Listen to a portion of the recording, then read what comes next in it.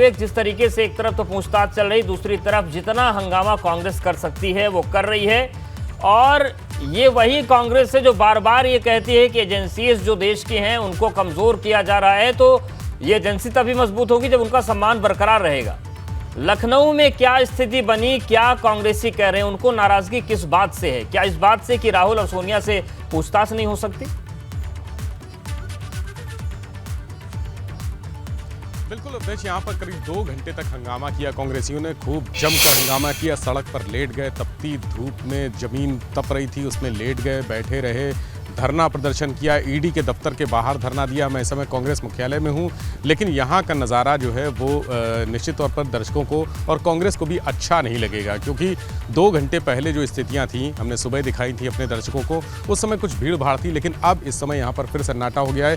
पूरे कांग्रेस दफ्तर में कोई भी व्यक्ति मौजूद नहीं है। करीब 200 लोग यानी बड़े नेता जो नज़रबंद कर दिए गए थे, आराधना मिश्रा मोना को उनके आवास पर, कैंट में उनका आवास है, वहाँ नज़रबंद कर दिया गया था। इसके अलावा नसीमुद्दीन सिद्दीकी को भी नज़रबंद कर दिया गया। एमएलसी दीपक सिंह भी अपने घर में नज़रबंद रहे।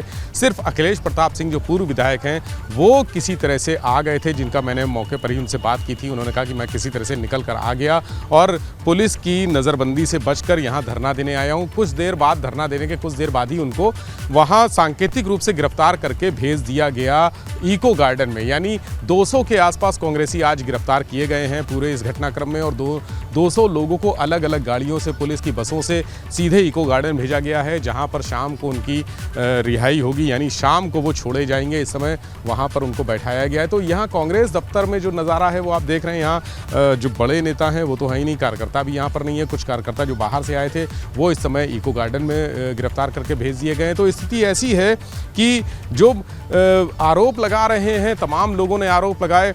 ईडी को एक केंद्र सरकार का तंत्र भी बताया, ये भी बताया कि जिस तरह से सीबीआई केंद्र सरकार के अधीन है, उसी तरह से ईडी भी सरकार के इशारे पर काम कर रही है। लेकिन जिस तरह से संगठन की मजबूती यहाँ दिखनी चाहिए थी, कुछ देर के लिए, 1-1.5 घंटे के लिए ऐसा लगा कि कांग्रेस में जान अभी जिंदा है, बाकी है। लेकिन अब ये प्रदर्शन के बाद ये लग रहा है, इस पूरे माहौल को देखकर लग रहा है कि यहाँ पर कांग्रेस, जैसा कहा जा रहा है कि अध्यक्ष विहीन है, प्रदेश अध्यक्ष का भाई अभी तक नाम नहीं तय हो पाया है। अध्यक्ष विहीन कांग्रेस और नेता विहीन, बिल्कुल, और संदेश विहीन भी लगती है विवेक। जैसा तस्वीरें आप लखनऊ की दिखा रहे हैं, और दिल्ली में भी एक तस्वीर देखने को मिली कि जब कांग्रेसियों से पूछा गया कि आप किस बात के लिए प्रदर्शन कर रहे हैं, तो किसी ने कहा कि राहुल गांधी से मिलने आए हैं, किसी ने कहा कि महंगाई बहुत बढ़ गई है, घर नहीं चल रहा है, किसी ने कहा कि हमारे बड़े भैया ने कह दिया चलो तो हम चले आए। ये स्थिति है। मतलब कार्यकर्ता जहां जा भी रहे हैं वहां उन्हें पता ही नहीं कि प्रदर्शन करना किस लिए है।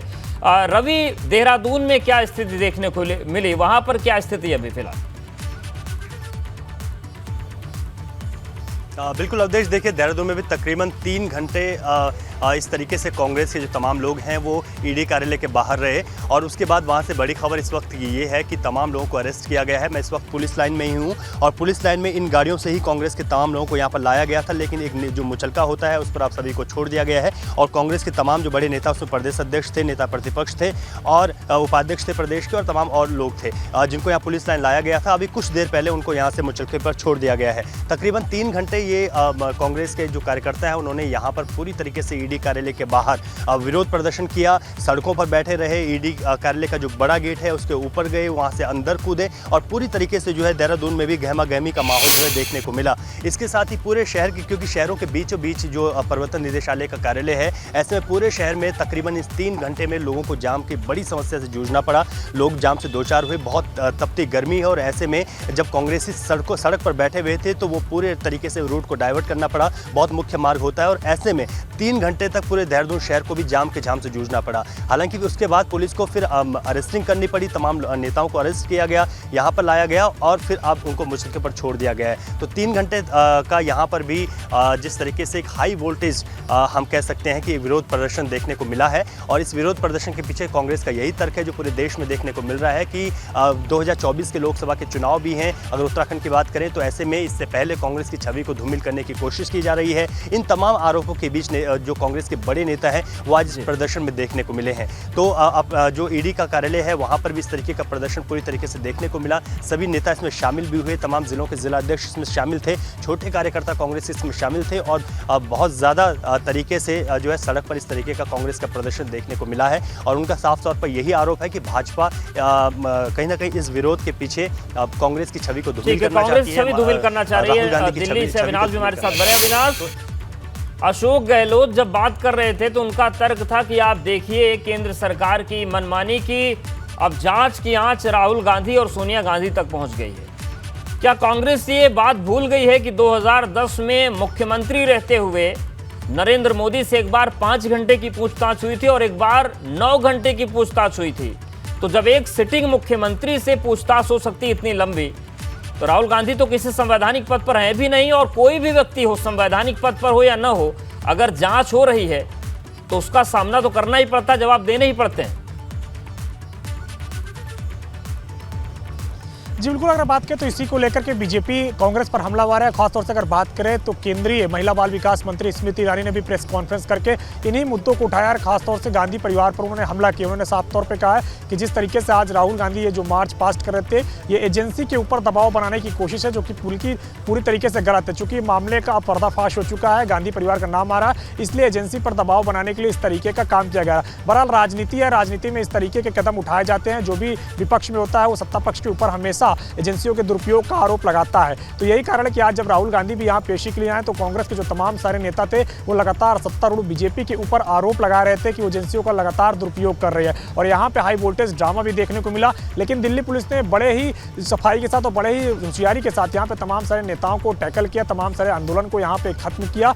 जितने भी कार्यकर्ता सुबह से आ रहे थे, खासतौर से जो आम कार्यकर्ता थे, उनको पहले ही हिरासत में लिया जा रहा था, भीड़ नहीं होने दिया। और जो बड़े नेता आ रहे थे, खासतौर से जो कांग्रेस पार्टी के 2 राज्यों के मुख्यमंत्री भूपेश बघेल और राजस्थान के मुख्यमंत्री अशोक गहलोत, तो उनको भी कहीं ना कहीं जब वो ईडी दफ्तर के पास पहुंचे तो उनको भी बताया गया कि आप यहाँ पे खड़े नहीं रह सकते हैं, आपको हम डिटेन करना पड़ जाएगा हमें, इसलिए मजबूरीवश आप यहाँ से जाइए। उसके बाद दोनों मुख्यमंत्रियों ने भी बात समझी और यहाँ से वो दोनों चले भी गए। बाकी जो नेता यहाँ पे साथ में आते, चाहे वो रणदीप सिंह सुरजेवाला हो, चाहे कांग्रेस के संगठन महासचिव केसी वेणुगोपाल हो, चाहे प्रियंका गांधी हो, सभी को यहाँ से डिटेन करके तुगलक रोड थाने ले जाया गया। कुछ नेताओं को अभी भी तुगलक रोड थाने रखा गया है, तो कुछ नेताओं को वहाँ से छोड़ दिया गया। तो इस तरीके से दिल्ली पुलिस ने अपनी तरीके से यहाँ पे कोई हंगामा ना हो, कोई किसी तरीके से प्रदर्शन न होने पर इसको लेकर के बाखूबी काम किया। लेकिन जिस तरीके से राहुल गांधी ने सत्याग्रह मार्च किया, खासतौर से कांग्रेस पार्टी के दफ्तर से निकल के मोतीलाल नेहरू रोड तक वो जरूर आए। पहले उनका यह था कि ईडी के दफ्तर तक वो मार्च करेंगे, लेकिन सिर्फ मोतीलाल नेहरू रोड तक आए। उसके बाद सुरक्षा कारणों से वो अपनी ही गाड़ी पर बैठे और फिर ईडी दफ्तर पर आ गए और उनसे लगातार पूछताछ अभी भी जारी है। अभी अगर बात करें तो 3.25 घंटे की पूछताछ हो गई है, 1 घंटे का तकरीबन उनको लंच ब्रेक दिया गया है।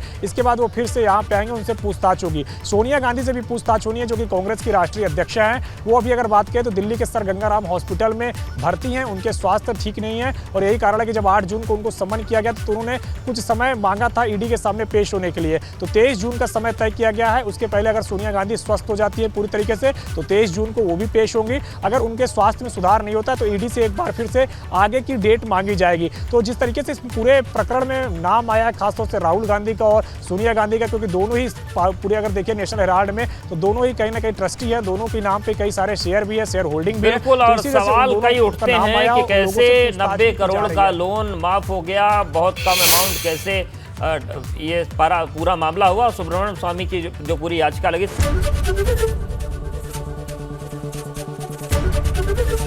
एबीपी गंगा, खबर आपकी, जुबान आपकी।